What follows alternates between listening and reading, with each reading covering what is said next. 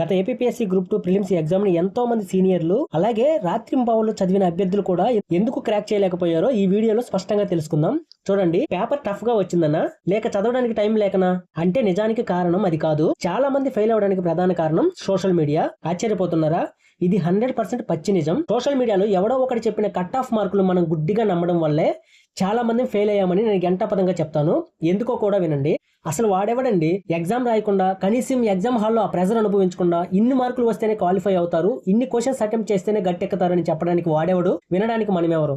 దీనివల్ల నష్టపోయింది ఎవరు? వాడా మనమా? ముందు మనల్ని మనం ప్రశ్నించుకోవాలి.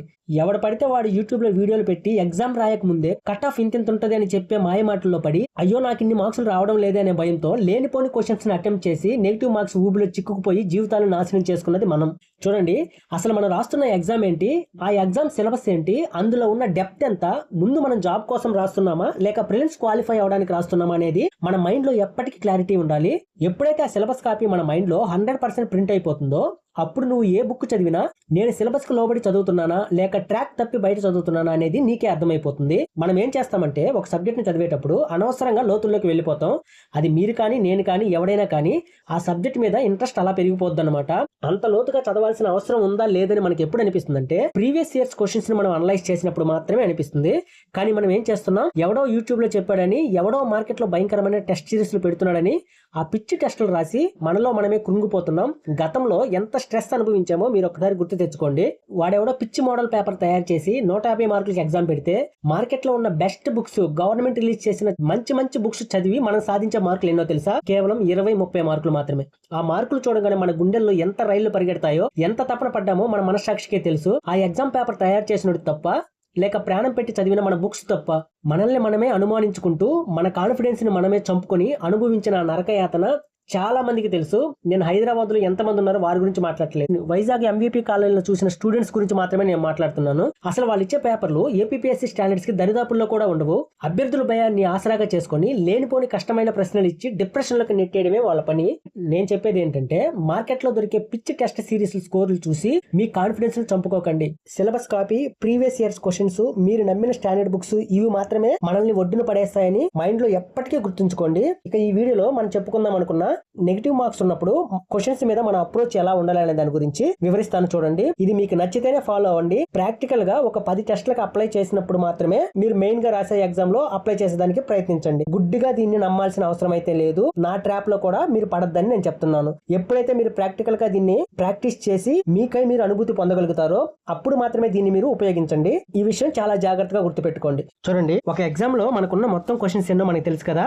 ఈ 150 మార్క్స్ కి మనకి ఎగ్జామ్ ఉంటుంది. ఇది మనందరికీ తెలిసిన విషయమే. ఈ 150 క్వశ్చన్స్ అనేటివి క్వశ్చన్స్ ఎలా వస్తాయో ఒకసారి అనలైజ్ చేద్దాం. చూడండి, 100% నీకు తెలిసిన క్వశ్చన్ ఉంటుంది. 2 100% నీకు తెలియని క్వశ్చన్ ఉంటుంది.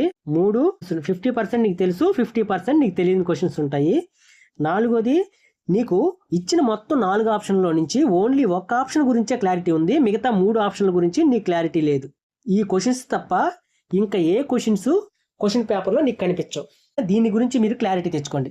ఒకటి చూడండి, 100% నీకు తెలిసిన క్వశ్చన్లు, 100% నీకు తెలియని క్వశ్చన్లు, నీకు 2 ఆప్షన్లు తెలుసు, 2 ఆప్షన్లో డౌట్ ఉంటాయి. ఇకపోతే 4వ పార్ట్ చెప్పాను కదా, నీకు ఉన్న 4 ఆప్షన్లో ఒక్క ఆప్షన్ గురించే క్లారిటీ ఉంది, మిగతా 3 ఆప్షన్ల గురించి నీకు క్లారిటీ లేదు. ఈ 100% మనకు తెలియని క్వశ్చన్స్ ఉన్నాయి కదా, ఇవి హోల్డ్లో పెట్టేసేయండి. వీటి జోలికి అస్సలు పోకూడదు. మనం 150 క్వశ్చన్లో ఒక 30 క్వశ్చన్లు నీకు తెలియదు, వదిలేసి పోతే ఇంకా 120 క్వశ్చన్స్ ఉన్నాయి.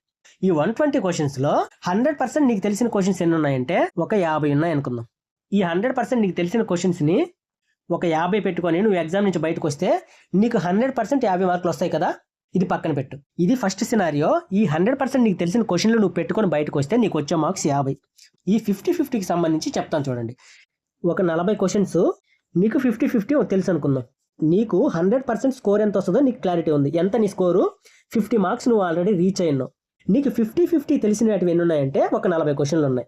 ఈ 40 క్వశ్చన్లు నువ్వు అటెంప్ట్ చేయమని నేను చెప్తాను. ఇప్పుడు ఈ 40 క్వశ్చన్లు నువ్వు అటెంప్ట్ చేయడం వల్ల మనకు 100% మనం పెట్టిన స్కోర్కి ఏ డ్యామేజ్ లేకపోతే వీటిని నువ్వు అటెంప్ట్ చేయొచ్చు. అది ఎలాగో చెప్తాను చూడండి. ఇప్పుడు నువ్వు 40 క్వశ్చన్స్ని అటెంప్ట్ చేసేవనుకుందాం. ఒక 20 క్వశ్చన్స్ రైట్ అయ్యాయి, 20 క్వశ్చన్స్ రాంగ్ అయ్యాయి అనుకుందాం.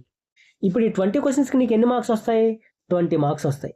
ఈ 20 క్వశ్చన్స్కి నీకు ఎన్ని మార్క్స్లు పోతాయి? 7 మార్కులు పోతాయి అనుకుందాం.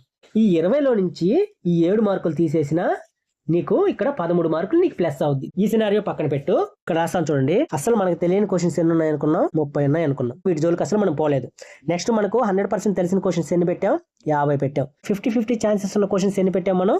40 పెట్టాం. చూడండి, ఇక్కడతో 120 క్వశ్చన్స్ అయ్యాయి కదా. మిగతా 30 క్వశ్చన్స్ ఉన్నాయి కదా.